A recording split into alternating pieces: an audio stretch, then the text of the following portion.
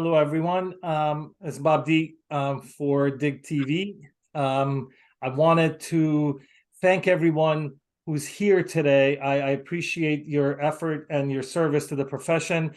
I'm going to go through a couple of housekeeping things very fast because we started a little late today.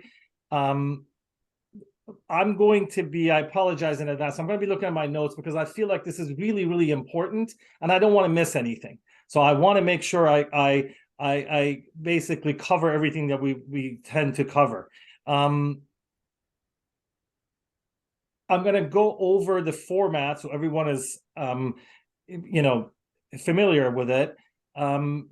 This episode will be in our Facebook group, in our YouTube channel, and other social media outlets that may be posted. The reason we're meeting today is, we are having, Dr. Cohlmia and Dr. Rizkallah, prominent dentists here. We want to make sure current, former, and future ADA members to hear what the ADA is doing, applaud them, and criticize them for things that they're not doing.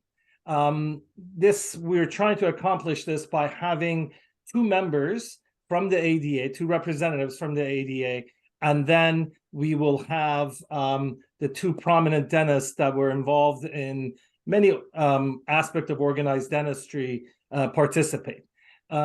Social media is an important part of communication these days, and I want to make sure that everybody hears everyone here as far as your role in helping the profession. It may be challenging, but I believe it's a fair forum. So let's start. I want to start by introducing everyone. Dr. Ray Cohlmia is currently serving as Executive Director of the American Dental Association. He graduated with Doctor of Dental Surgery degree from University of Oklahoma in 1988. He was in private practice for 27 years with his father and brother, while also holding a faculty appointment at the College of Dentistry. He served as an assistant dean for clinical operations from 2013 to 2015 and was appointed as dean of University of Oklahoma College of Dentistry from 2015 to 2021 and concurrently remained in the private practice during that time. Dr. Cohlmia has served as a delegate to the American Dental Association and 12th District Trustee from 2015 to 2019, along with his involvement and leadership in academia. He has served in many capacities, including presidencies at the local and state level, served on many national councils, committees, and task forces for the American Dental Association, as well as many other dental organizations. Welcome, sir. We have Marko Vujicic, Ph.D. Marko currently serves as the Chief Economist and Vice President of the Health Policy Institute at the American Dental Association. He is recognized he's a recognized thought leader in healthcare policy as it relates to dental care. He has published extensively in peer-reviewed journals such as Health Affairs, the New England Journal of Medicine, and his team's work is regularly cited by CNN, the New York Times and Wall Street Journal and Fox News, and many other media outlets. Previously, he was senior economist with the World Bank in Washington, D.C., where he focused on health systems reform in developing countries. Welcome, sir.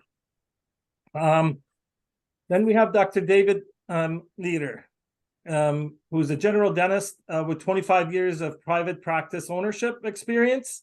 He has a master's degree in public health. Dr. Leder is a 2017 Health Policy Institute Fellow of the American Dental Association and Tufts University School of Dental Medicine, and worked under the guidance of Marko, who is also on this panel. Dr. Leder is currently a full-time associate professor at Tufts University School of Dental Medicine, where he is director of emergency clinic, co-director of the DMD Masters in Public Health dual degree program. Dr. Leder has served in many capacities in organized dentistry, including chair of the Dental Practice and Benefits Committee and chair of the Peer Review Committee of the Massachusetts Dental Society. Welcome, sir. Dr. Rizkallah is an orthodontist and has been in private practice for 22 years. He was a valedictorian of his biology program, his business administration program, and his dental school program. Dr. Rizkallah is currently the president of the American Alliance on Dental Insurance Quality, as well as president of the Medicaid Orthodontist of Massachusetts Association. Dr. Rizkallah is well known as the author of the Massachusetts Question 2, the first dental loss ratio law in the nation, and he was recently awarded the 2023 American Dental Association Presidential Citation for revolutionizing dental insurance, and was recently named Person of the Year 2022 by Dentistry Today. Welcome, sir. Wow, I need a breather, guys. You did great, Bob. Thank you. That was the formalities. The way we're going to do this today is that we're going to have basically 3 parts to this. We're going to invite one member from each group, which means the ADA representatives and the ADA member representatives, to characterize the ADA from their own perspective, focusing on positives and negatives. The second part will be question and answers. And the format is going to be that I'm going to give everyone 5 minutes to answer as far as your team. And then we can discuss it for 10 minutes. I have a timer here set up for 30 seconds before your time is over. So you can just wrap up and we can move on. And then the part 3 would be in the closing. I want to find out about each group thinks and how they describe what is our 5 to 10 year plan. What specifics can you explain to us? Without further ado, let's start. I want someone from each group, and you guys can choose, characterize. I think Dr. Cohlmia would be good for this. Characterize the ADA from the perspective of focusing on positives and negatives. And you have 7 minutes, sir. Thank you so much, Bob. It's great to be here. Appreciate the opportunity. You know, the American Dental Association is doing some incredible things right now, but we have to be realistic of what's happening around us. We have generational shifts in the workforce. We have patient expectations that are dramatically changing. We're having a difficulty achieving personnel. There's technological innovations, and there's changes in dental practice that are happening each and every day. And it's not the American Dental Association's job only to promote the profession of the members, but it's to bring to them the information that they need to make decisions. It's important for them to know what the trends, what's happening out there. Many times in the years past, we've closed our eyes. We act like that didn't even happen. And the shift occurs right. I want to make sure that the ADA makes things happen instead of turns around and says, what happens?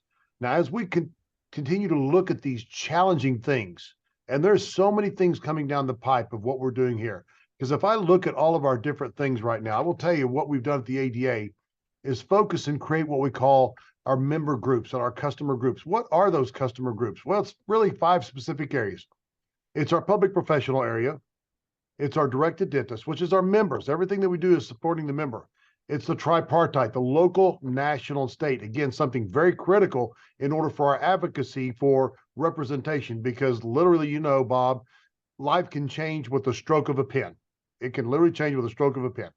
The next thing is our business products and portfolio, making sure that we provide our members the tools and the information and the products and services that they need to make the decisions. And the last group is our enterprise or internal. That's what supports all these operations. Now, what the ADA has done is, in a positive mode, is begin to focus on our goals, is to begin to focus on what you need to become successful in your practice. And one of the things that you have to be successful in your practice is information, is to know what's out there, to know what's going on. Because if not, your practice and your way of life could change in a moment's notice without you knowing. Again, you may wake up and say, what happens? That's the whole purpose of the public professional area, is to provide the information out there, good or bad. You know, Dr. Vujicic and I, we spent a lot of time together. And I said, your job is to provide me with information that sometimes I don't want to hear, but I need to hear.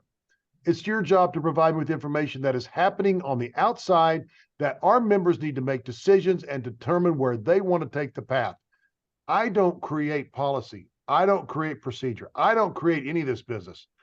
What I'm waiting for is for the profession. You all tell me what you want to do and how you want to move. Now, you said it's interesting because we talk about different sides.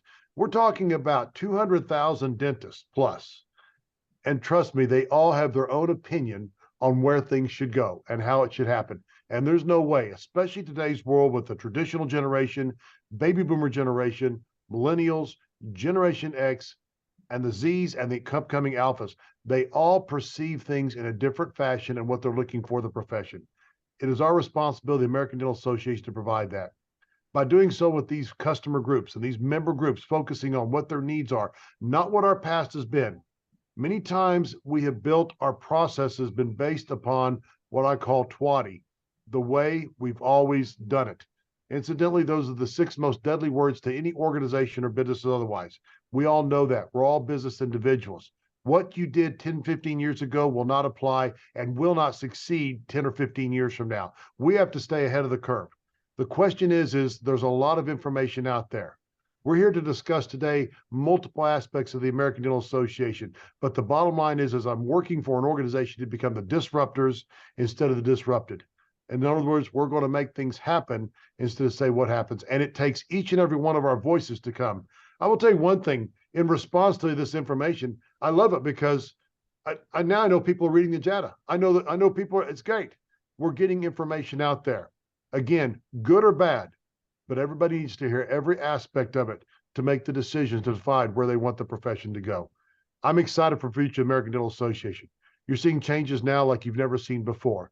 We have a digital interface. We're developing apps. We're going to do more things that is customer member content, specifically designed to support the member. Why? To help them become better professionals, which changes people's lives. Our new mission statement is we make people healthy. And we know what goes with that statement is a whole lot of other factors that come into play too as well.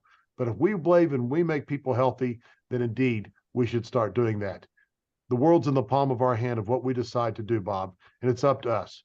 But it's up to your American Dental Association, and it's their responsibility and our responsibility to provide the information that they need to hear, that may not necessarily want to hear, but they need to hear to understand what's happening, because consumer dynamics, disruption, business dynamics is happening awfully fast on the outside. The business generation now is 18 months. Your business has to do something different every 18 months in order to stay on top. We've fallen behind in some areas.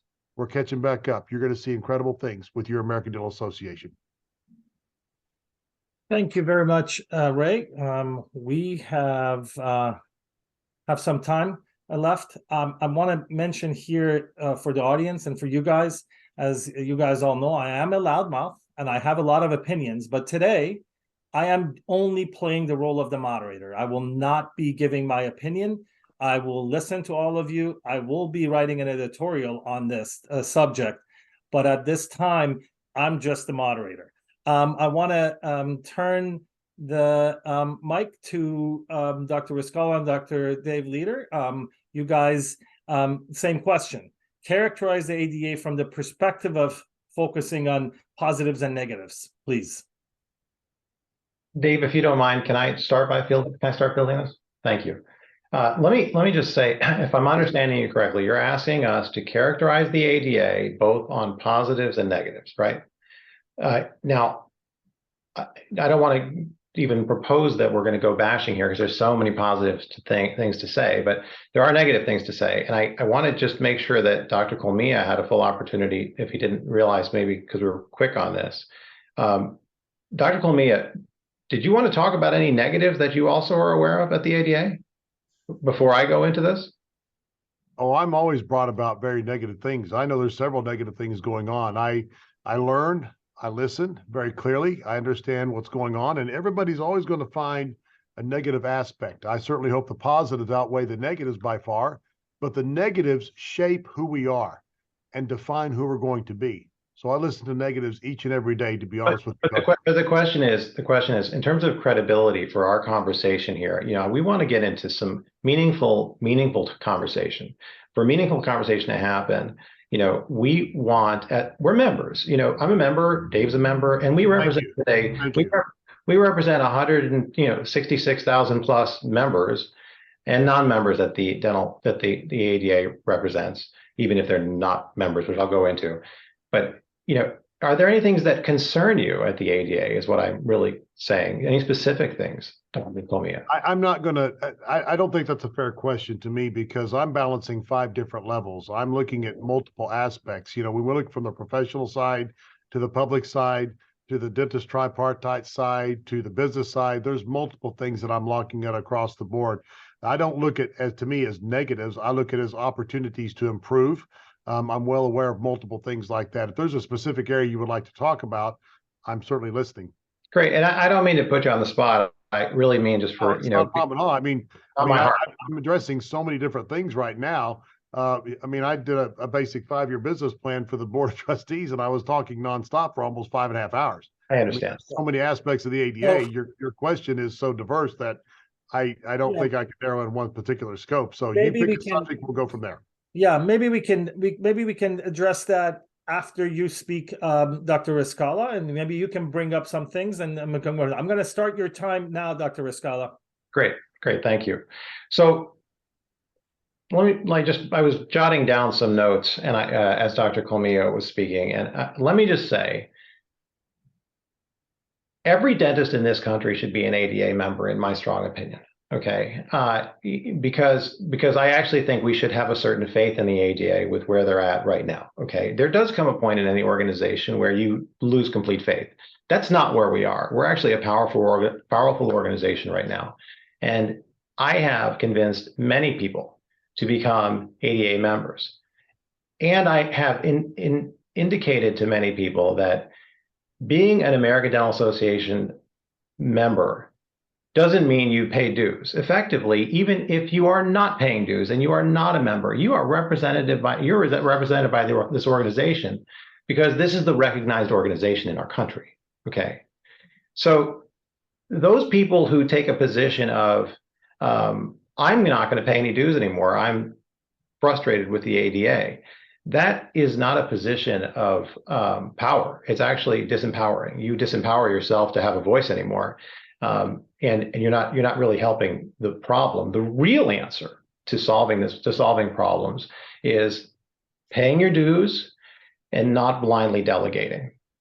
That's key. Okay, so we have to pay our dues, and we have to communicate what we want the ADA to do. So the ADA is, in fact, a representative of every dentist. The question really is, are they an advocate for every dentist? See, they're different questions, okay? And I would say the answer is yes and no. There are aspects that they are wonderful advocates, and there are areas that are the negatives that, Bob, you're pointing out here that you want us to point out, that really they do have some weaknesses.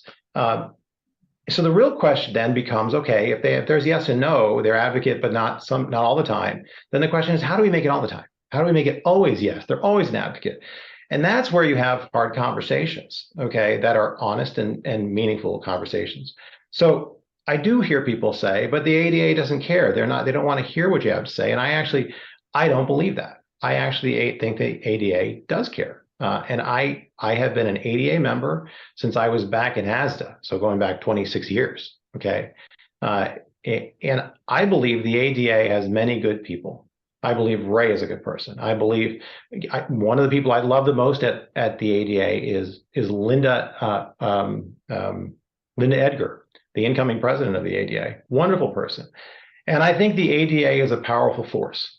I actually think the ADA is the potentially most powerful professional organization in this country. How do I know that? Look at what we did with question 2. When the ADA plugged in, we did amazing things. But the ADA is not as nimble as we would like it to be, but it's this big mothership that has these different components to it. But when that mothership takes all of its power and puts its laser on something, man, it can do amazing things. So I respect the ADA, but I also want to describe the ADA in a certain way. Characterizing the ADA is like characterizing a flowering tree, so to speak, okay? You have to cultivate that tree. You have to water it. You have to fertilize it. You also have to prune it, okay? Sometimes that sounds a little painful, but that's what it is. And if anyone knows anything about pruning a flowering tree, if you prune it properly, you get what? You get more flowers. That's cool. Okay. And you're cutting back dead branches, and and judicious pruning accomplishes really great tasks. So what are the flowers that the ADA has right now? It has flowers. Okay. ADA is doing great in non-covered services in many states, assignment of benefits, leasing, virtual credit cards, prior authorization, retroactive denials. They supported $5 million toward the medical loss ratio in Massachusetts. That's great. Okay. But the ADA also has some rotten wood, and it's got to get pruned back. That's just a fact. Okay. And I would say that those areas, if I could pick out two areas of rotten wood, I would say it's their branch called the Health Policy Institute and their branch called the Dental Quality Alliance. The Health Policy Institute is actually what brought us here today. The Health Policy Institute just put out the most repugnant article pushing capitation plans. For those who don't know what that means, that's population-based payments instead of procedure-based payments to take over dentistry. They're saying that has to be the complete future, 100% future of dentistry, capitation plans. The Dental Quality Alliance, so that's a rotten wood area that we need to get pruned back, and we're going to talk about it today, okay? And then the second area that branch needs to be pruned back is the Dental Quality Alliance. Great formative idea that turned into something that doesn't make any sense. And, when I say it doesn't make any sense, I'm saying the ADA has a group called the Dental Quality Alliance. You would think that means they're sort of defining quality. But who is the incoming president of the Dental Quality Alliance? Actually, a representative from Delta Dental of Massachusetts, Dr. Linda Vidone, is going to be chairing the Dental Quality Alliance in the upcoming year. That is a conflict of interest, and that person should not be using an ADA platform saying, I am the chairman of the Dental Quality Alliance at the ADA, and therefore she can sort of manipulate the word quality as if Delta Dental knows anything about quality other than virtue signaling quality. So all that to say, I think there's so much going on at the ADA that's so wonderful. We should all be members, and also we should be genuine in our appreciation and honest and genuine in our critiques, so that our flowering tree is as flowering as it can be. But let me yield to David. David, do you have any points you want to add to that? Yes. So I'm sorry, we only have 45 seconds, so please wrap up. So I just want to point out a couple of things. The ADA is great when they are on the side of dentists. The ADA is a problem when they cede that responsibility to non-dentists, to the insurance industry, or when there is an appearance of the ADA being too close with the insurance industry. And this is what Mo and I are going to be talking about. Thank you very much. I appreciate it. It's a nice segue into our second part, which would be the question and answer. Our first question is about that article that Marko has written. Dr. Rizkallah posted these in many groups, including mine, and there have been discussions left and right. So I want to, as a dentist, as someone who's still working full time, after reading that article, I was disappointed. I want to know, is this what we expect to come out of the ADA? I know I said I'm not going to interject my own opinion, but that's a little bit of snippet of what I think. But what I want to do is, what do you sense dentists around the nation feel about this ADA? People like me, do you think it was appropriate? I want to actually start with Dr. Rizkallah and Dr. Leader. What do you guys think? I mean, is this something that bothered you? I know how Dr. Mo thinks. I haven't talked to Dr. Leader, but it really, I don't know. It made me uncomfortable, not because the findings were there, but the way the tone of the article was. And Ray and I talked about the perception of what people think of the ADA. You could mean something, but perception is very important. Dr. Mo, Dr. Leader, I want to give that to you guys, and we have 5 minutes. Thank you. You know, Dr. Leader and I anticipated you asking this question, obviously, because that's what, and I'm actually going to field that one as well, and initially, okay, so it may take all the time. I'd like to actually share my screen. Can I do that? Do you guys see my screen? Yes. We Almost. can, yes. There it is. Okay, great.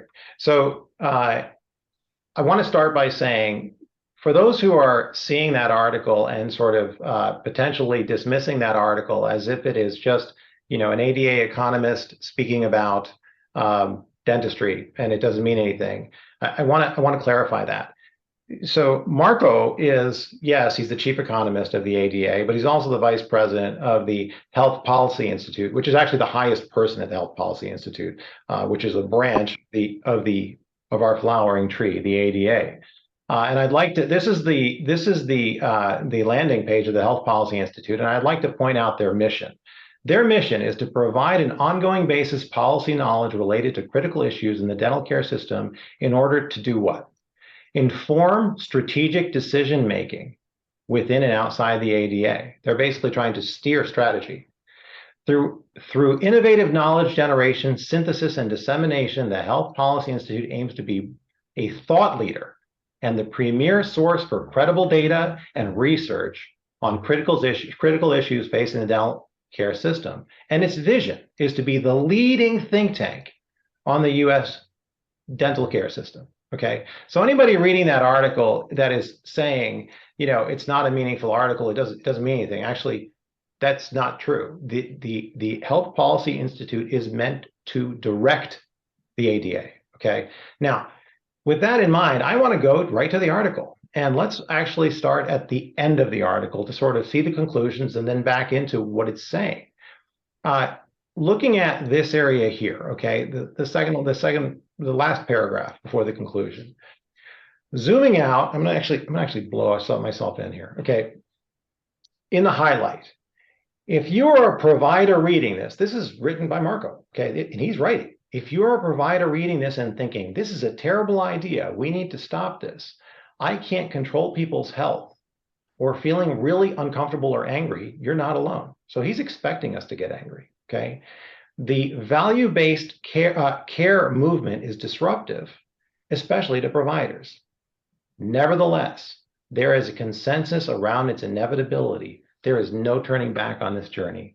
What we're talking about here is Marko is writing an article that's basically saying the profession of dentistry in the United States needs to leave fee-for-service and enter a full value-based care, which is capitation. Capitation plans. We've been there before, okay? And read the conclusion. Value-based care, which is, again, it's just a euphemism, it's just a repackaging of the word capitation. Value-based care in dentistry is an approach that prioritizes the patient's needs and preferences, aims to achieve optimal oral and overall health outcomes. No, it doesn't. No practitioner believes that. Let us bring it a step closer. So some people are saying that he is opining. He's not opining, he's leading. And if you go then back up into really the content of it, he's saying, just to the beginning, okay, value is a measure of the benefits obtained relative to the cost incurred. Because I'm short on time, I just want to say value is not the sacrosanct component of what dentistry is. Quality is. And in certain instances, value and quality are actually in tension. Okay, you can get value when you're buying a product, but when you're talking about services, and in particular quality services, I would challenge anyone to fill in the blank of this sentence. The concept that you can get quality blank if you provide cost coverage and reasonable profit. You can get quality what? Roof, housing, car, dentistry. But the idea of saying you can get value in blank is not actually the right question. Okay, let's move down. Let's move down here. And my point in that fill in the blank idea is basically that quality is something that requires cost coverage and reasonable profit. And that's what every industry needs to be able to provide quality. Anybody who thinks otherwise is actually working in a fantasy land. That's the only way you're going to get to quality. Thank you. It goes on here. Rizkallah. We're going to move on so everybody else Well, can... you're going to give me a 30-second. 30 seconds to wrap up, please. Okay, so here's what it says in his diagram. It says fee for service, no link to quality and value, meaning we should have to go to the far right, category 4, population-based payment. But let me tell you something. Fee for service has a link to quality and value. It's called consumer choice. Consumers pick who they want based on the quality that they perceive, and it's individual, tailored to them. So anybody who is categorizing, as Marko has here, that category 1, fee for service, has no link to quality and value, is actually living in a fantasy land. That's actually how we purchase in consumer behavior. Thank you for your comments. I'd like to turn the mic to the other side. I think maybe Dr. Vujicic wants to defend his article. Yeah. Is that okay by you, Dr. Cohlmia? I mean, yeah. I'm sure.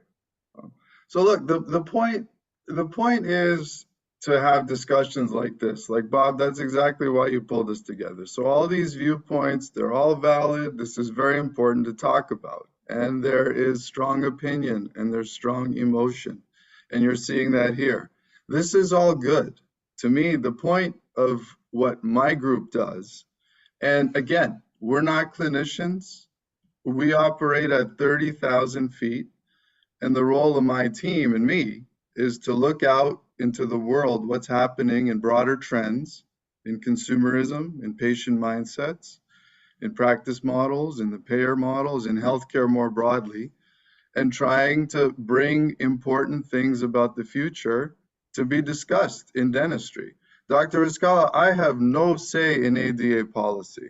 You are absolutely right. I put out something that obviously hit nerves. It's meant to stimulate discussion, but I am calling the world as I see it. And the fact is, this is one of those big trends. Whatever our opinion, the 5 of us here, our leadership, I'm being very blunt, whatever our opinion about these issues, there are things happening in the world that are very disruptive, that are not going to go away. And one of them is this. Now, Dr. Rizkallah, we've been very clear in that article about all the landmines and how this is fraught with challenges and how we're nowhere near ready. And look, if the tone was, we need to do this now, let's go, my bad in how we wrote the article. I'll take full accountability for that. It was not meant to give that type of, the ADA is all in on this tomorrow, let's go.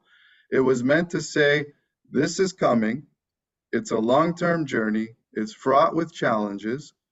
In healthcare, we've learned more about what doesn't work versus what does, but this is not going away.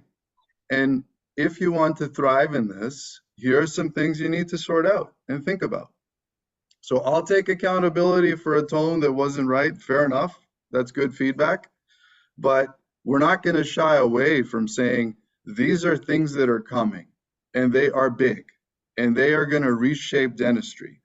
And our leadership in the ADA, you all said, right? That's what Ray's trying to do.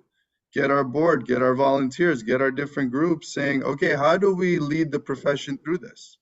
So I like that we're having this discussion. You have opinions, each of you. There's other opinions others have talked about. This is all good. The question is, you know, what do we do next? And that's more kind of for our leadership to kind of sort through. But Dr. Rizkallah, I mean, I just, this issue is not going away. So the point of that article was to say, these are the things to consider. This is how providers should prepare. And again, if I was over prescriptive in tone, my bad. I take accountability for that, different editing needed. But again, things that make us uncomfortable to me are good. And there's so much that is reshaking this profession up right now that is monumental change that is not going to go away simply because we don't like it. So I think the challenge becomes, what do we do? And this is where input from everybody's needed. I love what Dr. Scott and Dr. Leader said. Like the point is to voice this within the ADA. Now, whatever, if you feel it shouldn't be the role of us to put out uncomfortable information, that's a whole different debate. But that's kind of the charge we've been given. So I don't know, Ray, anything you want to add?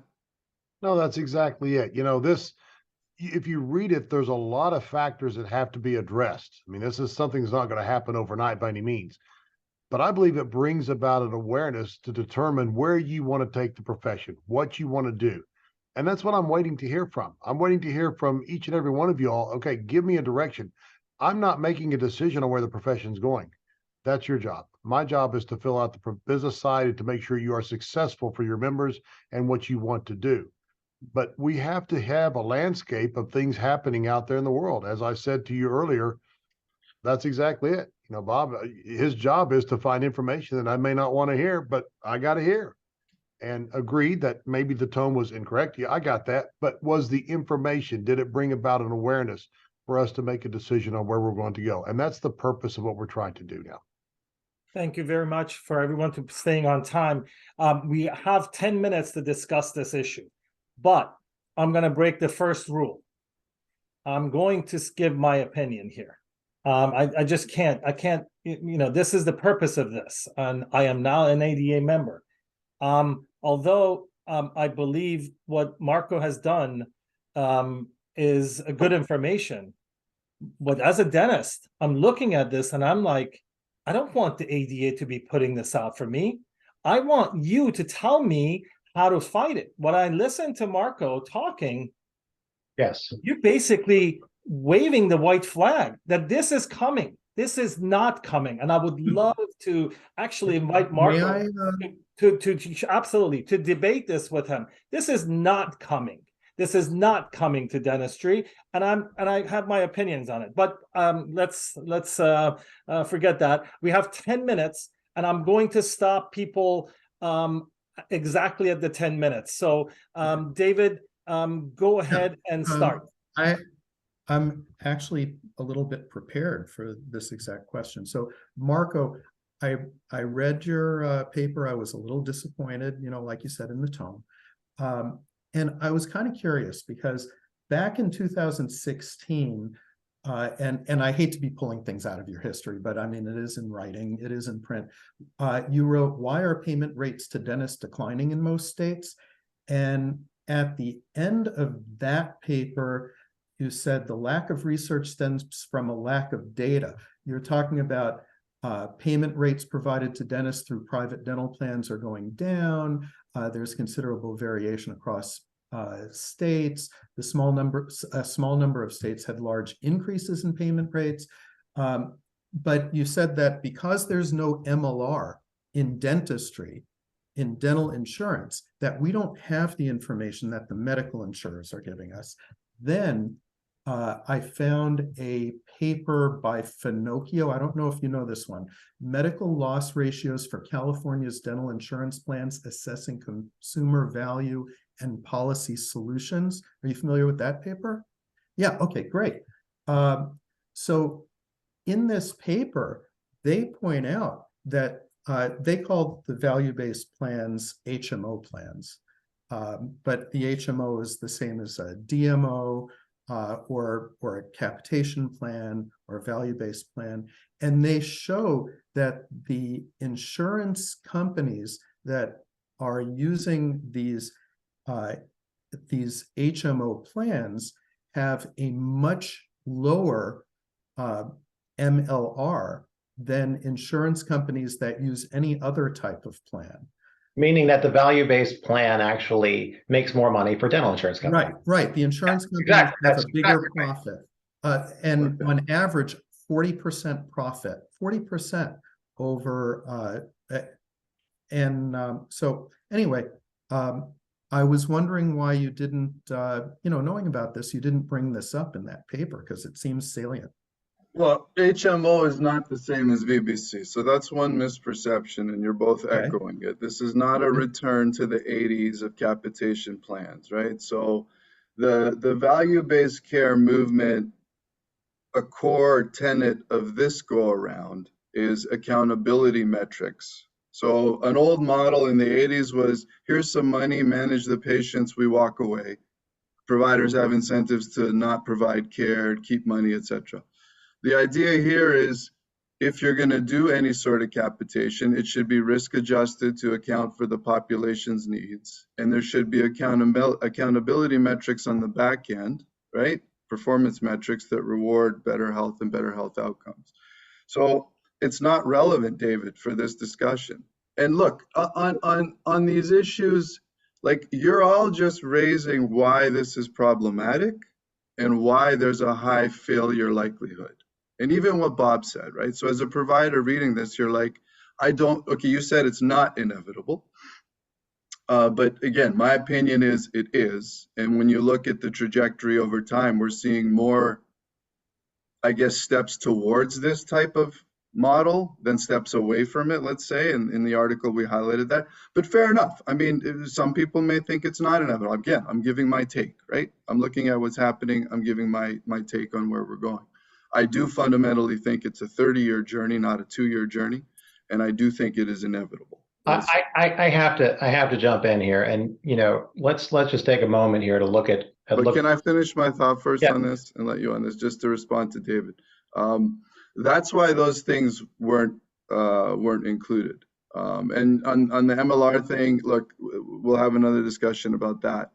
But part of the challenge in any sort of movement towards accountability and quality and outcomes, David, you're hitting on it, is the lack of data and reporting by insurers. That's part of what Dr. Rizkallah, I'm sure, was one of the motivations. But I mean, it is an unregulated field, right? And insurance and dentistry is not true insurance. And the MLR type of reforms are trying to bring that type of accountability to payers, right? So, okay, go ahead. So let me say a couple of things. The first thing is value-based care, value-based dentistry is in fact capitation. The idea that they are not capitation, I mean, looking right at the screen here. Well, you're saying HMO, so that's different than we're talking about value-based care here. Okay, population-based payment is exactly in the box here is per member per month payments. That's the problem with your paper. Now, looking further down at the paper, when you hang on, I'll stop you. What do you mean that's a problem with the paper? I'm simply outlining what are the definitions of the model. That's what I'm saying is our problem as members. Okay. Paper is the idea that you're saying we want you're proposing a per member per month. I'm not. Destiny. I want to be very clear. I'm not proposing we go to some model A or B. I'm saying the world is moving from the left to the right. Okay, so let me just, okay, so that's actually, I'm getting a little off point here. Look at your conclusion, the last word. Let us bring it a step closer. Okay, fair enough. Look, I meant to give an uplifting. This is going, it's happening. Let's make it positive for patients. So that's fine. I don't want to lose the time on my point. But you keep bringing it up, but I want to say fair enough. I take that feedback. The tone should have been different. Fair enough. Let me get to my points here, though. At the bottom here, it says under the FFS model, the problem is that quality measures in dentistry are simply measures of appropriate service provision. Wait, that's a problem? The problem is that quality measures in dentistry are simply measures of appropriate service provision. That's not a problem. That's actually correct. And then it goes on to say, quality measures are not focused on oral health outcomes or technical evaluations of the procedure, which is likely what providers think are of in terms of quality. You're saying us as providers, we think technical evaluations of the procedure is quality, is our evaluation of quality. You're making it seem like we don't know what quality really is, where we actually do understand what it is. We're not techs, we are doctors.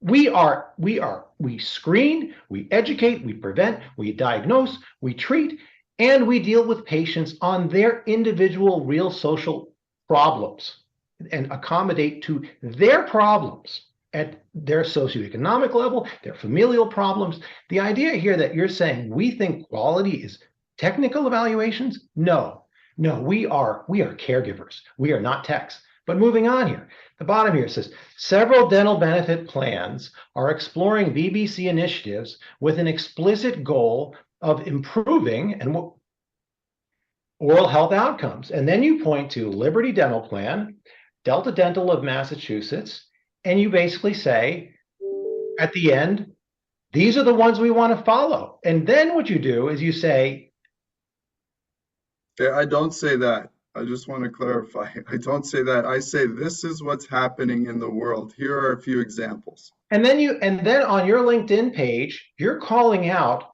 the Eric Montlack. He's the CEO of Delta Dental of Massachusetts, Amir Neshat, who is Liberty, Alicia Hightower, who is Medi-Cal Delta. And you're basically saying, hey, what do you say here? We highlight special innovations in the field, so have a look. You're not saying we're just predicting. You're saying we're going to take them there. That's what you're saying. I consider this to be a serious conflict of interest. But I want to actually say one more thing, and then I'll shut up for a little bit. The idea here of what is actually our future and how do we get there is central to this conversation. This is not just a complaining conversation. How do we stop that arrow from going from category 1 to category 4? Here's how. We change the paradigm from dental insurance companies make more by spending less on patient care to dental insurance companies make more by spending more on patient care. From dental insurance companies make more by spending less to dental insurance companies make more by spending more on patient care. How do you do this? It's a medical loss ratio, federal. The medical loss ratio only allows dental insurance companies to profit or make more when they care for more patients. That's how it works. So when you say at the end, this is inevitable, this is where we are going. Yes, we are. Let's take a step further. Embrace it. That's your advice. What I'm saying is, not only do I agree with Bob that that's not our future, I am saying we have a solution, and it's a medical loss ratio. And if you want to ask the question of how do people feel about that? What do people want? Let me show you the results in Massachusetts. 2022 Massachusetts ballot results. Question 1, that's not us. They got a 52% vote. Question 3, that's not us. They got a 55% vote. Question 4, that's not us. That's a 53% vote. Look at the oranges. That's who won. The people want a medical loss ratio. They don't want value-based care. They want quality. And that's but that's incorrect as well. If you look at polling of the public and you ask them, would you like your providers in dentistry to be rewarded somehow for outcomes or to have some type of links to value, the vast majority say yes. So it's not true that the public doesn't want. I'm not doubting that. That's a false question. 90% of getting to the right answer. Einstein said 90% of getting to the right answer is asking the right question. If you ask anybody, would you like, and just you form it in a way that sounds good, they're going to say great. But if you form it in a way that says, would you like to do this so that dental insurance companies actually take more of your money, less goes actually into your mouth because your provider would buy better products, would be able to pay their employees better. All of these different things that provide more boutique-like quality. If you structure the question in a way that says, would you like to do that at the cost of being able to enable and empower your provider toward quality? If you ask that question, you get an answer. We can debate. I don't have screenshots. In fact, that is what orange on this screen. This screen is patients saying, I want less to go to my insurance company. I want more to go to me. That's what they're saying. Gentlemen, we need to move on from this subject. I'm going to move on. This is a 5-hour debate that we're going to have, and I hope it will happen at some point. I want to invite everyone back. The second question I have here is, should the members, people like me, I know I've joined last night, but I consider myself a member, should my desires as an ADA member be the goal of the ADA? Meaning, how do you guys determine what we want? And I want to start with Dr. Cohlmia, and I think that's basically your job. This is not the goal of the ADA. The goal of the ADA is to inform you all and let you all make decisions on where you want to go. Our job is to provide information, and we're waiting for you to have a directed decision. I've heard a lot about all the issues and the problems and what it won't work. What we need to hear is about solutions. Then let's define where you want to take this and what is achievable and what can actually fulfill what you believe the profession should go. What is realistic within our means? I understand that this article seems to be a hot article. And if anything, if it brought attention to it, fine. If you want to go back to square one, great. Let's have a game plan. Let's show how we can do it.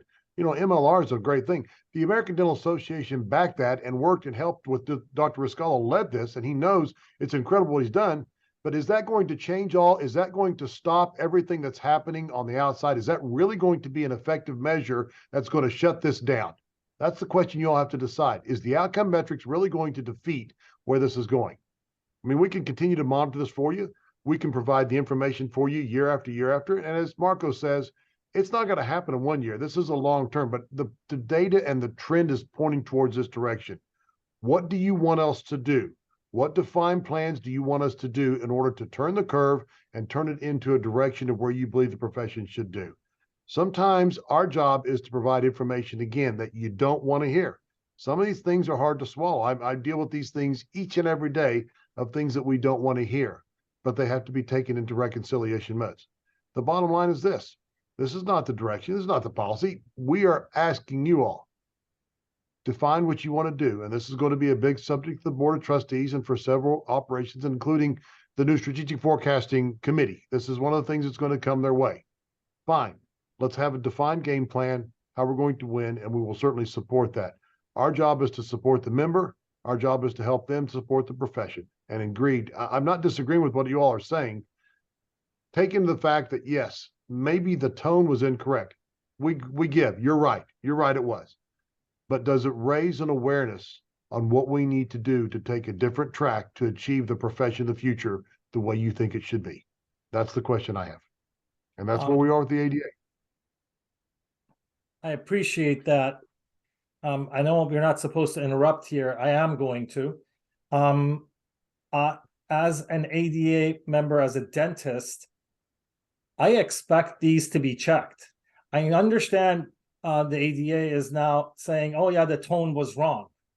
Is the tone wrong, Dr. Cohlmia? Or is this a deep-rooted belief within the ADA to point us towards something that I didn't go to dental school to become? This is not a deep-rooted, this is nothing undermining. There's nothing about this. We are simply asking, you know, when we say for the profession and the members and the volunteers to lead, then let us know. Now, my question is, if we look at the perspective of the population, are we getting the same information? By the way, we've had several positive things about this article come out too. I mean, there's been, it's not just, we're hearing the negative side. We got that. If it brings an awareness, Bob, for us to make a direction, to change, to bring people together, to unite them, then so be it.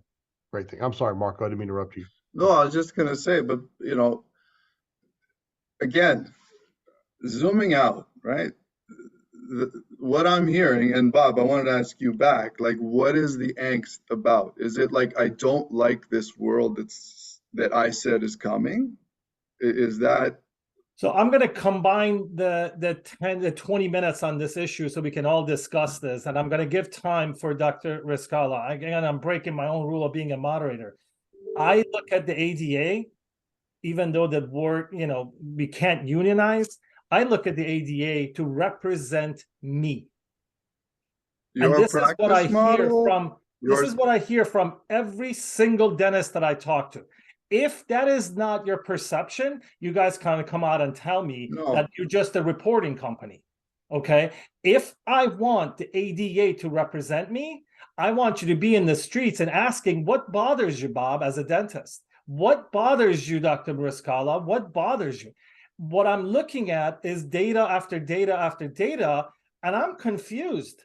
I know Dr. Rizkallah and Dr. Leader are not confused, but I'm not that smart. I look at an article and I say, oh my, where is this leadership taking me?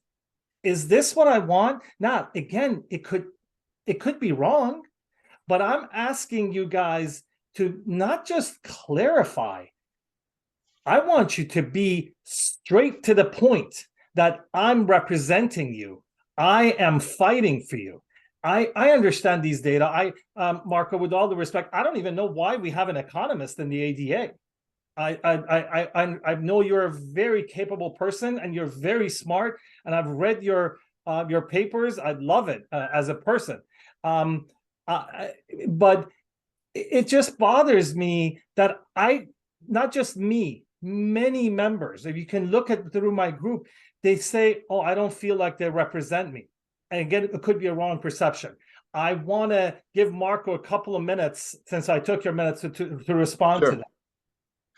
So, and Ray can talk more, we definitely ask dentists what their pain points are, what they need support with, crystal clear. And Ray can summarize what those are, and we can talk about what we're doing in response to those issues. Third, hiring challenges, issue number 1. Third-party payer pain points, issue number 2. Hiring challenges are not issues number 1. Dental insurance is issue number 1. Okay, fine. You can flip them, but the research last month showed their hiring was number 1. But whatever, they're top 3 always. So, and we can talk about what we're doing there, and MLR is one of them, etc. But look, the point though, Bob, is there. I don't know. In my view, there is a need to also lead the profession long term and have a vision for 20 years down the road or a decade down the road, problems, frankly, you maybe are not even seeing because they're not here today. And I think an important role the ADA plays, I don't mean to speak for Ray, is to kind of look ahead and anticipate and lead through those turbulent waters. So this issue to me is a great example where we could, again, a strategy could be fight, hold this off, and eventually when something comes in, okay, we'll deal with it, right? Strategy B is to say, accept this is coming at some point downstream, get involved, shape it so that it's very provider friendly and patient friendly. Like, would you rather have kind of a dental group influencing some of the rules around this versus an insurer or like a government program? Like, that's kind of the thing where, you know, we need to decide now. So Bob, that's really, I really need to feel like, I feel like this is getting a bit unbalanced, you know. Yeah, no, you're going to start now. Their 5 minutes is over. We're going to have 10 minutes of discussion as well. Go ahead, Dr. Rizkallah. There's so many things that have been said here that I reject. Okay, the idea that the ADA is an information clearinghouse is not what I believe the ADA is. The ADA, we are looking for advocacy. Okay, and what we don't need in advocacy is someone who says, this is your doomed destination. Okay, that's not an advocate. I would never hire an advocate that says to me, you're doomed.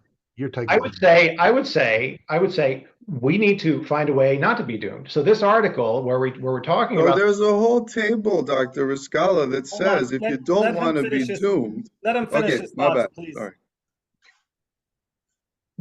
This article is saying you're doomed, and it's saying we're directing you, take a step closer. But it does more than this, right? It actually, when we look at what that article, what's happening behind the scenes of that article, right? What we have is this is the Dental Quality Alliance, and this is their April conference. And what are they talking about? Well, Marko did a lecture on value-based care, right? This is not just we're talking about it and we're letting you know what might be coming up the pike. No, we're saying this is what we're presenting in our Dental Quality Alliance. But Marko's not alone. Who else is talking about it? Well, Chirag Saghari, he's talking about value-based care. Who's he? Liberty Dental Plan.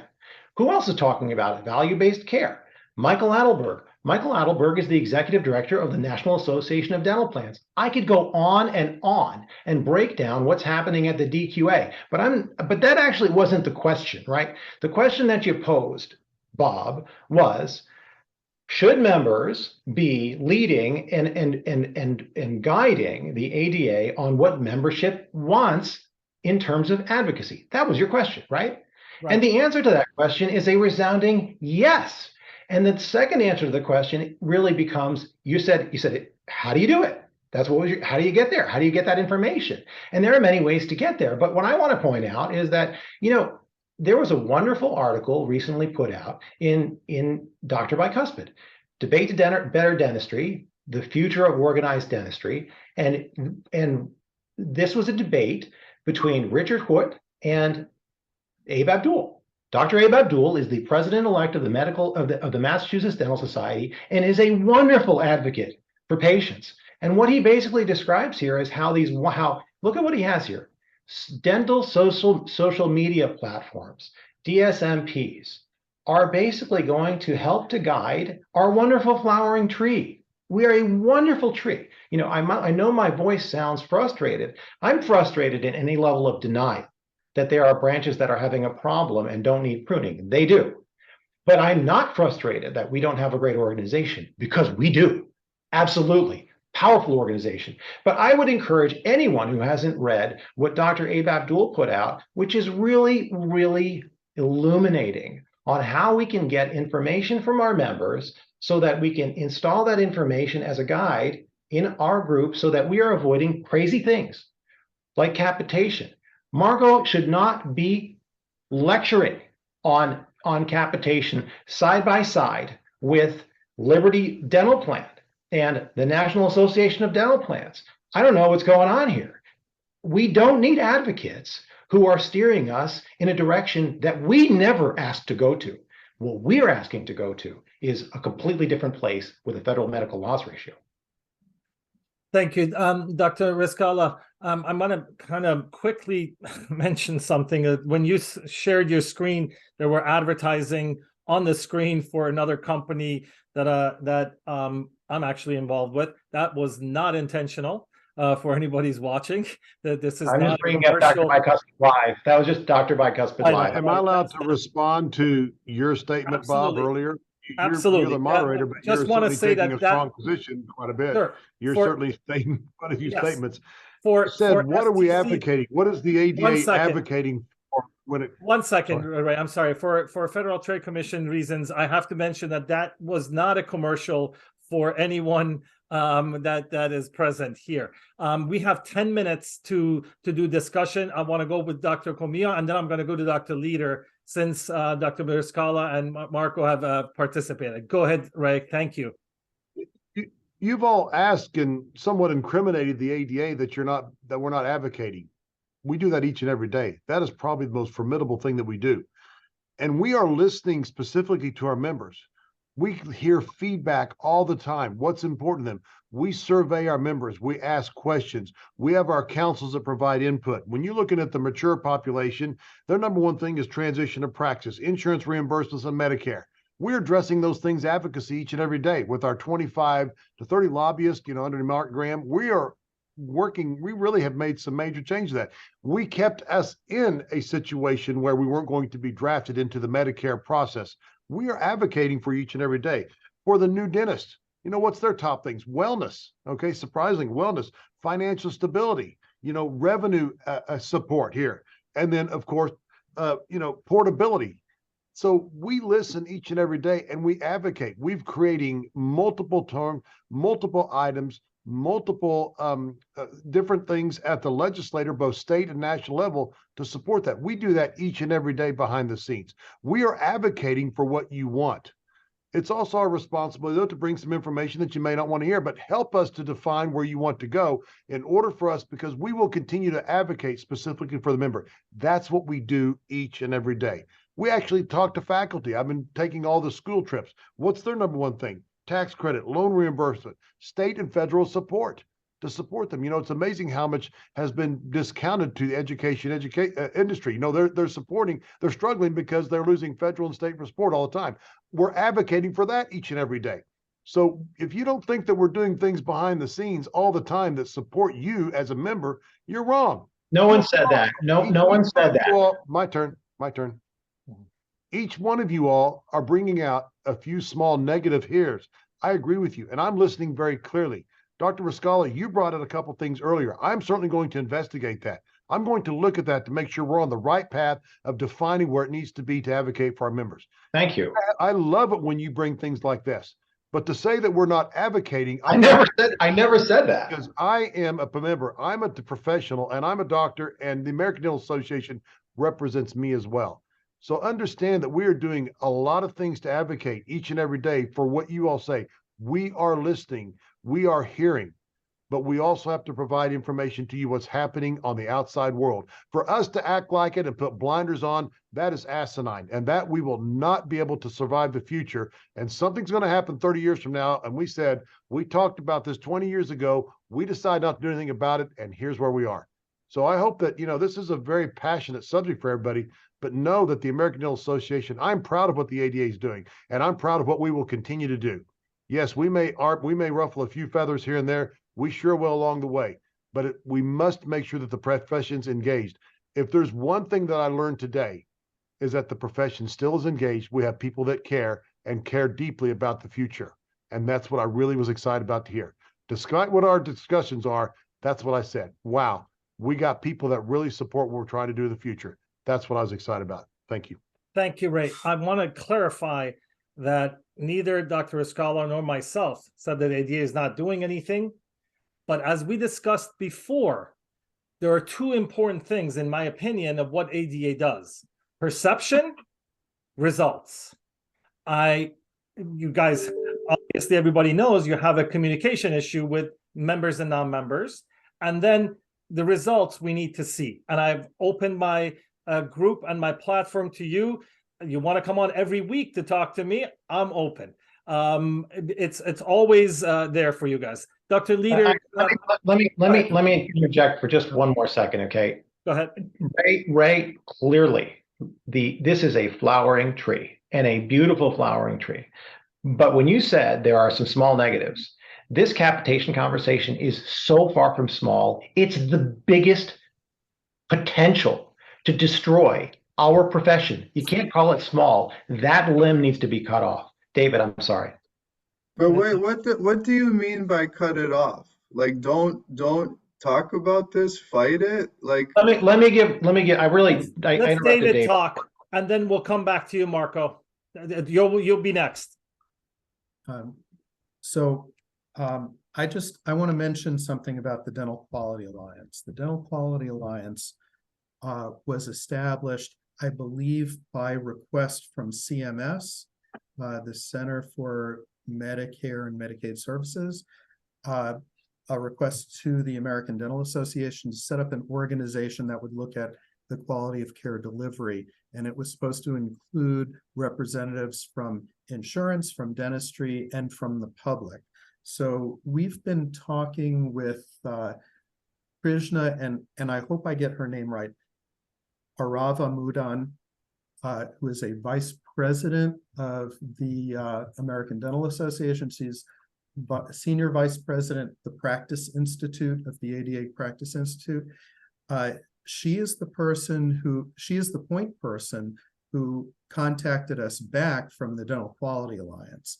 And she assured us that the Dental Quality Alliance and the American Dental Association are completely separate, in spite of the fact that that every time she sent us an email from the Dental Quality Alliance, it had her ID as Senior Vice President, Practice Institute, ADA Practice Institute. We asked her questions about, how do we become members? We were told that we could show up at a meeting at great expense, and we could see what was going on there. We're in the process of becoming members. But I asked her who represents the public, because that's supposed to, according to CMS, that's supposed to be part of the DQA.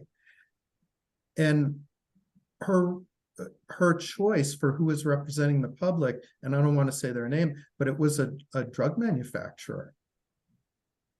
And so we have an organization that's housed apparently at the American Dental Association that is run primarily by the insurance industry, that's trying to set quality standards for our industry. And the quality standards are not looking at the quality of dental insurance plans, which I think is key to public health. Thank you. Marko, go ahead. No, on just the thing of reacting to what Dr. Rizkallah said again. So, I mean, my question was just, what do you mean by pruning the tree? Like you seem to have this perception that we're pushing for a capitation world. We've clarified that 7 times to sundown. We're not. Like, this is meant to say, this is the framework. The trends seem to be going this way, and here's some things to make this successful. That's it. You're saying we should do something else. We should focus much more on MLR as the solution, right? So these types of debates, this is excellent. What you did was monumental. And I think one of the greatest things is having a trickle-on effect. You ask, like, what are some of the impacts, Bob? There are already 9 states this year that introduced some type of MLR bill. There are 4 states now following, including Mass, obviously, where you led the charge, Dr. Rizkallah, that have passed some type of legislation. So, and you rattled off all those points about non-covered services and credit cards. So, I mean, there's a lot of emphasis and work and money and advocacy being spent in this area. Nobody is out there pushing for some type of capitation model. I mean, let's clarify that right now. The point is, we got to, we should decide what But you happens are, next. right?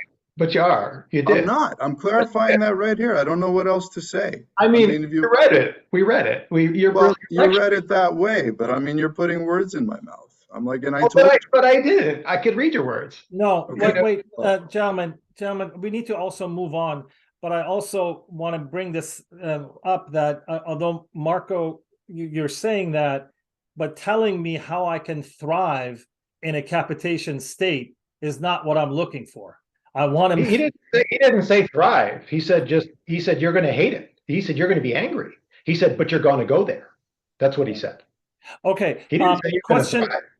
Okay, but let's go on. How? So, I mean, again, what would you like the ADA to do in this? Forget about the article. That's a great question, and it's going to come. That question 3 involves that. Okay.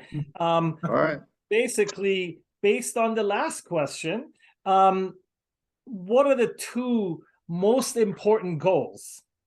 I want everybody to. I want Dr. Cohlmia, talk about it. I want Dr. Leader, Dr. Rizkallah. What are the 2 most important goals do you think that we should have for for the ADA to accomplish in the next, let's say, 5 years?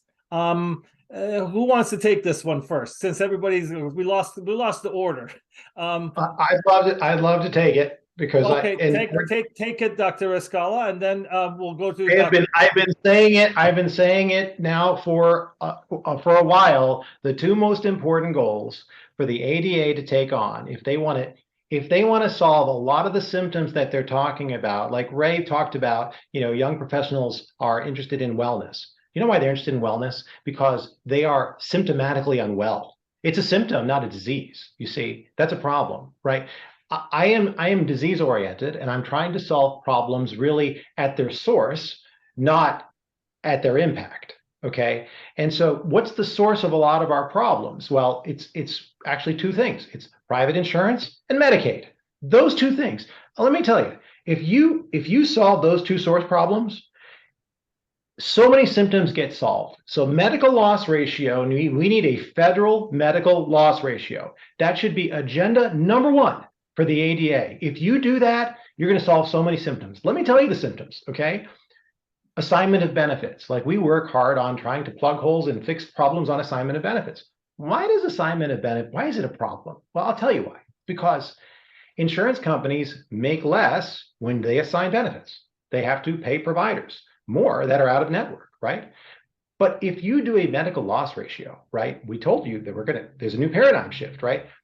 Instead of they make more by spending less, now they make more by spending more on patient care. Assignment benefits solved. Did you have to fix assignment benefits? No, it is a symptom of medical loss ratio not being there, okay? There are so many, capitation, you're describing, Marko. I don't really want to propose capitation. I'm just telling you what's coming. Well, you know what? Medical loss ratio is not just a sword. It's not just we'll improve dentistry through medical loss ratio. No, medical loss ratio is a shield. It protects dentistry from getting worse. Getting worse? Dentists who are listening to this, could it get worse? A lot worse. If you read what Marko is saying, we're going to go. I won't say he wants us to take us because he denies this, but I'll just say where we're going to go, okay? He's saying it's going to get a lot worse. Medical loss ratio would not let that happen, okay? So medical loss ratio is the number one thing we need to fix so many symptoms that we're dealing with, including wellness, okay? On the second point, there are 5 Medicaid laws that I and David and Margaret Scarlett and others in the American Alliance on Dental Insurance Quality. I'm the president of the American Alliance on Dental Insurance Quality. What we have been saying is that there are 5 Medicaid laws that if the ADA took it upon themselves to evaluate every state's Medicaid program against those 5 laws, it would find every state violates every single one of those 5 laws. And if they simply did a study, and you could hire an MPH student to do this in a region, Northeast, okay, Southwest, okay, whatever. They would do an analysis and they would find all of these states that are violating those laws. And guess what would happen? You submit them to CMS. CMS being the center of Medicaid service. Okay, that's the federal policing arm of Medicaid for states. You submit it to them and you say these states are in violation of the Medicaid laws. Guess what? All of that would get solved. And I could show you the laws, but I won't take the time unless you ask me to. But we have put together a single page of those 5 laws. If those 2 things were solved, if these 2 items, medical loss ratio and enforcing those 5 laws, if that was actually done by the ADA, it would revolutionize our entire profession and serve patients in a way they've never been served. Thank you. I'm going to go to Dr. Cohlmia. Dr. Cohlmia, you have 5 minutes. Well, you're asking me the 2 goals for the ADA. I would have to go for a different perspective. Because no, but it's 2 goals of members. 2 goals of members, yeah. Well, there's 2 things. First of all is delivering content the way they want, especially, creating a good member relationship is critical to us. I do want to comment real quick. We are taking action on so many things that Dr. Rizkallah said. It's not just the MLR. You better start talking to RISA. You better start talking realistically. And we're taking some aggressive movements on that as well to actually make sure that these companies don't slip from the MLR side and go to the RISA side, which is what they're planning on doing. But if I were to look at the 2 specific areas, my job is to provide you all the security of the future of your profession. You provide input, but you provide leadership of where we need to be. If it were up to me, the 2 specific goals would be incredible advocacy. Some of the things you talked about, Dr. Rizkallah, are absolutely amazing. But advocacy does require members. Members requires people that we got to have dues to do this. None of this is for free to continue to move this process forward. And then, of course, creating a perfect experience or the best experience for each one of our individual members. Because what interests each and every one of you does not necessarily interest the other 200,000. Every individual, we can no longer use the mentality of the ADA, one size fits all, because, as far as I'm concerned, when one size fits all, it means it doesn't fit anybody. So we have a lot of work to do. Customizing experiences, creating the needs that they have to do, the information that they need to make the decisions, and providing the information and the support that they need to be successful in their practice as they move forward. So my 2 goals are different than yours. As a professional, I can answer what my 2 goals would be. As the executive director, my job is to provide the American Dental Association and create an ADA that supports what you need in order to be successful in your practice and to take care of the profession. That's a multifaceted answer and a multi-process. There's no 2 things that's going to solve or actually create a future that's going to be well-defined. It's a lot of things that we have to do at the ADA. I know that was some of a generic answer, but each and every you are individual members. I have to be catering to what you want specifically and what the Generation X wants and the new members and the old members and across the board, because everybody wants something different out of their ADA. I have to respond to that as an individual customer group. So, But I think we are looking for two. I think my understanding of his question was he's talking about having what are the two most important things to members? And, you know, but sir, that's illogical. You stated earlier that a question, the way it was framed, is illogical. That can't be a question to me, the executive director. I have to the two things to each individual member. That would vary with 25,000 different things. No, that's not. I mean, that's not even. I'm saying if you were polling, I think we do that now, Dr. Rizkallah, and we come up with multiple different things. We poll members each and every day. We poll different groups, and the differences between one generation to the other is dramatic. What's characteristic for you is not characteristic for the younger generation, the millennials. We receive so many different things that the ADA should be doing, literally 20,000 different things. So I cannot identify two different things when you say all members in general, two different things. That does not exist, sir. That question does not exist in my language because I have to address as many things as I possibly can. I have to defend my question. When I bring up I wanted two, and we have 10 minutes to discuss this, and everybody's welcome to join now to debate this. The two topics that I wanted you guys to bring up was what is most important to dentists as a whole. We are very much alike. I know you're saying that different generations and different settings have different needs. However, that is not my experience. My experience from talking with thousands of dentists is that when you talk about what's your main problem, every single person is going to say dental insurance. Exactly. I don't know anybody else that says, I'm sorry, health. I'm the one. Health is probably my number one. I drank 6 shots of espresso for this interview. But my main concern is that maybe we should have these topics ranked, and then look at you know how we talk about value-based dentistry. Let's talk about value-based ADA and membership. Yeah. What we're going to get out of our efforts. It is really important for us to see results. We can sit here, all 5 of us, and fantasize, and then the dentist around the corner is struggling to fill his chairs, you know, and we need to address those. I joined to help you with that. I'm going to recruit people for the American Dental Association. Dr. Leader, I want you to start with this topic. What do you think about the stuff that Dr. Cohlmia and Dr. Rizkallah mentioned? I'm a little lost. I mean, Dr. Cohlmia, I think, rightly says that the two most important goals over the next 5 years are going to be different based on who you are. I think that by trying to be something to everyone, it's difficult for the ADA to perpetuate the high cost of membership for every member, because there's no possible way that the ADA can provide the services to me that I need as a full-time professor at a dental school as when I was a practice owner, as when I was recently out of dental school deeply in debt. I know that there are benefits at each level, and I've been a member for a long time, and I appreciate membership, and I will continue to be a member. But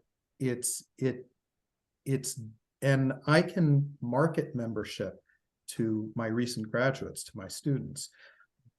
But one thing that I think will help all of us, the practice owners, the people who are recently out of practice, the people who are close to retirement and want to sell their practices, is if we can get this federal MLR through. The federal MLR needs to be job number 1 right now for the largest, most effective dental organization in this country. Okay, on that, can I just add to what Ray said? So we're all having the same vision here, by the way.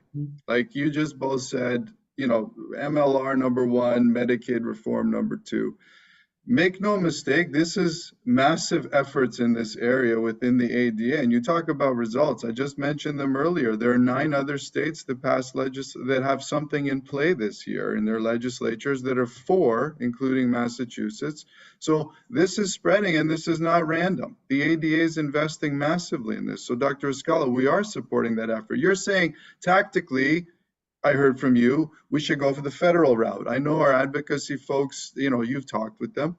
They think at least now it's better to go state by state. Look, that's not my area. You guys can provide them input. That's tactics, but we're all about the same thing. We're trying to really expand this insurer accountability, right? That's what this is at the end of the day.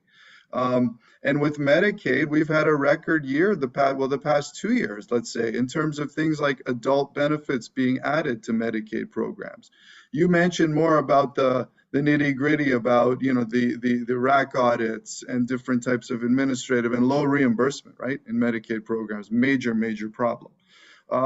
Trust me, that is a massive investment in our states, and there's been successes. So I think it's a little unfair to say you're not working on these 2 issues. We are, and they are priority number 1, honestly. Like, we're all agreeing we need more accountability on third-party payers. We need transparency. We need to have a different model of insurance even that actually pays for the care that you all as clinicians say is important versus having these caps, etc. We can talk about the tactics and all that, but everybody's on the same page here. This is issue number 1, Bob. So why isn't that, I'm sorry, Marko, but yeah, why isn't that addressed at the Dental Quality Alliance? I don't know. It's addressed in different areas. I mean, we can talk about it. Maybe we need to come on more programs like this with the folks that are leading those programs, right? To talk about this, David. This is good feedback. The Dental Quality Alliance is a subject that we should get into a bit here, okay? Because part of, you know, so well, maybe I don't know. There's other people that are more expert than Ray and I don't know. Bob, you can have I'd have to bring the dental quality people in. I keep monitoring the communications. I'm not aware of this, of what you're saying is happening. I've not seen that happen. But you know what, Bob, let's set up another time and we'll bring DQA people on if that's what you want. You know, yeah, this is a great discussion, gang. But you know, just remember, if you start going to a federal MLR, there'll be some other things that you have to address too. Is dentistry going to be part of primary health care? Yes or no? What's the answer to that? No, these are things you have to, so, and you say, oh no, we want to keep federal MLR does not require us to get. You got to have, so there's a lot of other factors we have to look at, but again, these aren't hot topics, no question. And with all due respect, I'm sorry to say, when y'all said dental insurance is number 1, no, it's not. It's not. When we listen, we survey everybody, and you'd be surprised the diversification of answers that we receive. So I have to respect that fact that, yes, you know, there's the groups that you're talking to, that seems to be the hot topic, but there's other groups out there that have other things. I'm simply trying to provide so much to do to become more of a diversified ADA that supports individual members, to provide them information, the stuff that they need. There is no 2-1 things. There's no 2 things that each individual, it varies so dramatically across the board. It's actually amazing, but we are doing so much on MLR. Dr. Rizkallah, you created a movement that I am so excited about. I mean, I want 22 states and I want 24 states, and I want to continue to push this forward hard. And we are indeed doing that. We've got to get it. MLR is one of the greatest things that we can do for the future of our profession, no question. But we have to keep an eye on all these other things at the same time. We have let me thank you for that. Let me say that I'm thrilled to hear that. You know, that I would say, when you said reinsurance is not the biggest issue, it actually is, and frankly, but it's not the. But let me just finish my thought. Wait a minute. But when you keep saying the number 1, it may be behind the scenes the number 1 issue, but that's not specifically what members are saying. I mean, you have to respect that each individual has their own opinion of what's important to them. And with all due respect, insurance is not the most important thing for many people out there. I'm just saying. So you're putting the words in a lot of people's mouth that doesn't exist. We survey these people. We know what they specifically say. We even bring up the topics of insurance. And in many categories, it's not rated as the top. I'm just being honest with you. It is. So, it's up there. so What is? so I asked you earlier. What are the two top things? You did not provide an answer, but you're saying that's. I can't give you the two top things. Let me finish. Let me finish. Yes, sir. I asked you, what are the two top things? You said I can't give you an answer, but you said MLR is not at the top. At some point, you've actually got to provide the information. Could you have the information? What are the two top things? And if you're not saying it's those, and I'm telling you, and Bob's telling you, and Dave's telling you, we are members. We are doctors who are practicing, and this is what we're doing. Sir. I told you. I gave you the top. Wait a minute. I'm not. I'm sorry. Hold on. You're not giving me a fair chance. I said for each generational group in each different area, there are several different top things. We know what they are. Okay. If you want me to start going into all the generations, all the different regions, all the different areas from Midwest to South to North to East, it varies. So what I would say is, and I think this is an important concept, 90% of getting to the right answer is asking the right question, right? That's Einstein, right? Einstein said that. So when you're asking the questions, part of asking that question, and if you want to get the right answer so that it actually directs the ADA, our mothership, to put their laser where we want it, you have to ask the question in a way that is actually going to get you the answer that they mean to answer, not the answer that they're sort of formulated to answer, or perhaps not directed enough to answer. Here's what I'd like to offer to you. I would like to offer to you the next time that you do a poll, ask me to review it. Okay, I'm pretty good at developing the right format for things to make sure we're getting to the right answer. Okay, ask me to look at it. But I want to thank you actually for pointing out that you're behind the MLR movement. But I want to take a moment also to just push this concept of this. These are the 5 laws that I'm saying strategically, and I think I have distinguished myself as a pretty good strategist for the health of our profession and patients.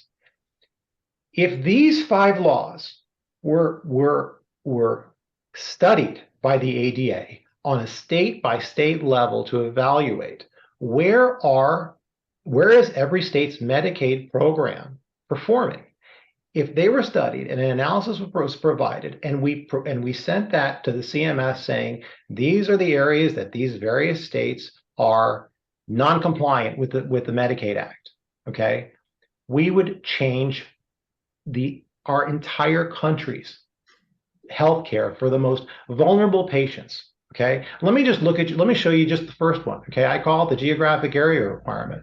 Wrap up, please. 30 seconds. It says payment sufficient to enlist enough providers so that care and services are available under the plan, at least to the extent that such care and services are available to the general population in the geographic area. What did our legislators in Washington say? Payment sufficient. Because the reason the providers are not willing to serve these vulnerable patients is because they can't get reasonable cost coverage and reasonable profit. They're not able to serve the patients. That's my 30 seconds. If you just work on that 5 list, we will revolutionize it. Let me help you do that. One second, I'm sorry. We need to move on quickly because we're running out of time. I know Dr. Cohlmia needs to leave. Dr. Rizkallah, I want to ask you one question regarding this Medicaid issue you bring in. In my opinion, the two top problems for dentists are the high cost of education and insurance at the MLR. But I wanted to ask you, and I think you've told this to me before, and I've heard you talk about it, that by reforming the Medicaid laws, you don't have to be a Medicaid provider to benefit from that. That's because a lot of these programs are administered and handled by private insurance companies.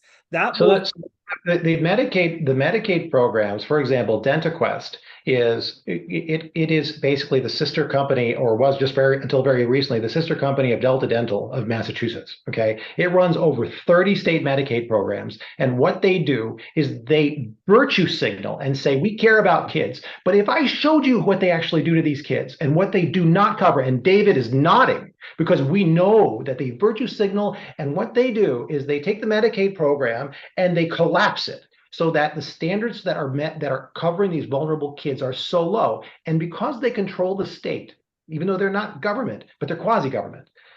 Because they control the state program and the state accepts it, okay, because they're not paying attention.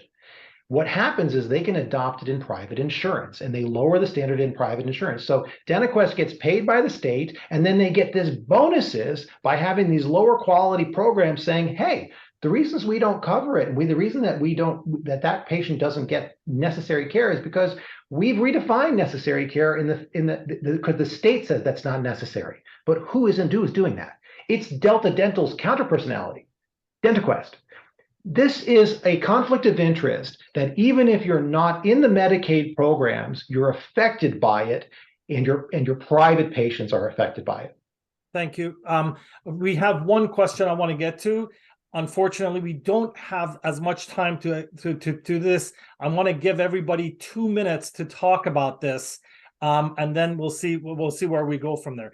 My question is, basically, I want to, as I said, for me to join, my mission is to bring more members to the ADA. I'm going to make that clear. We need the power of people to lead the ADA. But in return, we talked about accountability and results. I'm going to coin that value-based ADA later on. But there is this misconception or perception that the ADA is run by staff, not just the ADA. I'm talking about the local and the state. What kind of accountability does the ADA have for its employees? Meaning that I don't know how long. You know, the president of the ADA, to me, changes every year. They can't accomplish anything in 1 year. So I understand we need to have staff around. Now, what are you doing to make sure the staff is accountable with the needs of the members? I'm going to start with Dr. Cohlmia. You have 2 minutes. I know this is the time Sure, is yeah. but go ahead. Thank you. Actually, that's a great question. And we are actually moving to mission-based accountability. And mission-based accountability actually defines and looks at all of our programs, projects, services, everything, and ties outcome metrics to every single one of them to show the effectiveness. You're right. You know, when people say it's staff-driven, it's actually not. I will tell you, I've done a lot of business studies in my life, and this is the most member-driven association and member-driven business that I have ever seen. Now, that doesn't mean that we couldn't improve, because many times our decisions are made through emotion or made through what we feel that's the best thing to do. We want to provide the information to the members and the leaders of our association about mission-based accountability that provides output metrics that defines what we're doing. Then that follows back to our new customer process, which is the agile form of governance. Bob, that's one of our biggest things we talked about last time, meaning that we're focusing on what our goals are, not on what we had in place. When any time a change occurs at the ADA, an individual, say, retires or whatever, I'll say, hold on, do we really need that position? What are they providing? Is it answering the goals that we need to do? Everything is goal-driven now. And because it's goal-driven through the agile form of process, we have to use mission-based accountability that verifies that everything that we're doing actually achieves what you're trying to do.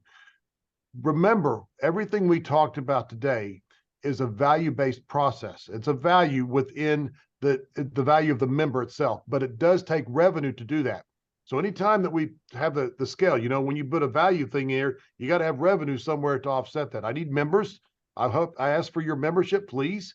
These are contextual things, no question, but we are driving a future for you to support you in what you're trying to do.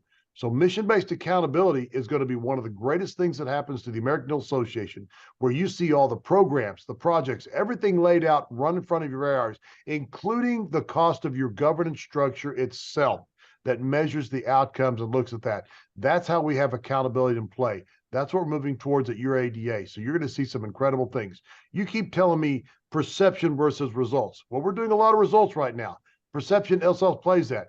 But if you want to start to look in to see what we're doing each, and this is what the responsibility is in our new digital delivery mode, is to provide and show the value to each individual member specifically of what they need and how they want it, delivering the information, how they want it, when they want it, why they want it, in the form they want it. So that's what we're doing right now. So when you talk about staff, I'm very excited about this. You're going to see information and transparency like you have never seen before. And you will be able to make evaluations if you want to carry these programs forward and these projects forward. This is an extremely member-driven operation. And many of the projects and programs that we are doing, sir, are based upon emotion. And this is what we feel is the best. And we talked to a couple people. We want to provide you the information you need to determine whether those are actual programs you want to continue forward with or not. That's what brings the staff accountability. That's what brings the accountability for the entire organization and drives the future of the ADA to be very successful. Thank you, Bob. Thank you, Dr. Cohlmia. Dr. Leader, Dr. Rizkallah, you guys, one of you can respond or comment on what I asked. Yeah, go ahead, Dave. Okay. Well, I'm not really. I feel like this question is a bit simplistic, but I think that's something that's very important as a member.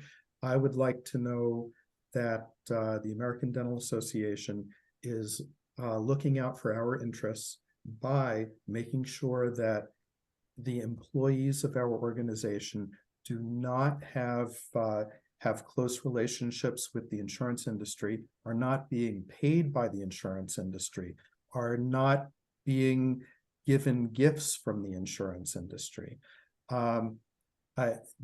Sort of like sunshine laws with pharmaceutical companies. I think that this is extremely important to being sure that our organization is being that our personnel have less bias and are definitely on the side of the dentists and the providers. David, you bring at this point, but I don't know. I don't know anything about it. Is this happening? There are staff. Oh, I'm not. I don't know. Where's that coming from, Dave? I don't know if it's happening. I don't know. And I don't really love seeing, Marko in his article, referencing Delta Dental of Massachusetts, Eric Modlock, okay, or in LinkedIn, or in, these are, basically he's saying that these guys are doing a great job in these value-based plans. You got to stop with that, please. No, I don't have to stop. I'm not saying they're doing a great job. I'm saying this is examples of things that are happening, and it's not insurers. I picked Dentical. I picked a tech company. Dentical. You keep going back to this. I asked you, Delta, Medi-Cal Delta Dental, right? They have a program in place. I'm not saying this is the best thing in the world. I'm not saying it's trash. I'm saying it exists. Right. Like, I don't know what you're referring to them, and you describe them in positive. Well, by mentioning somebody, if you call that an endorsement, then what's the point of scientific research with citations? This is ridiculous. Well, I was thinking more of what's going on at the Dental Quality Alliance. That's also true. Because somebody's on an agenda? Yeah, it seems like okay. I mean, it seems like the insurance company is driving. We'll bring them back. I think, Ray, you should have the DQA folks back to have a bigger discussion. Because insinuating that how insurers are, I mean, this is beyond. This is actually what dentists across the nation are sensing. Well, you're sensing it. I don't know if the dentists across the nation are, and we're clarifying it right here. That this is not an endorsement of any of these insurers, any models. You're misreading this. Right. But, Marko, as I said, it's not just the opinions of Dr. Rizkallah or Dr. Leader. I mean, this article was read by thousands of dentists, and everybody agrees that this doesn't look like you're in our corner. I mean, wait a minute, everybody? You said everybody? Everybody agrees? Yeah, that's a very unique statement.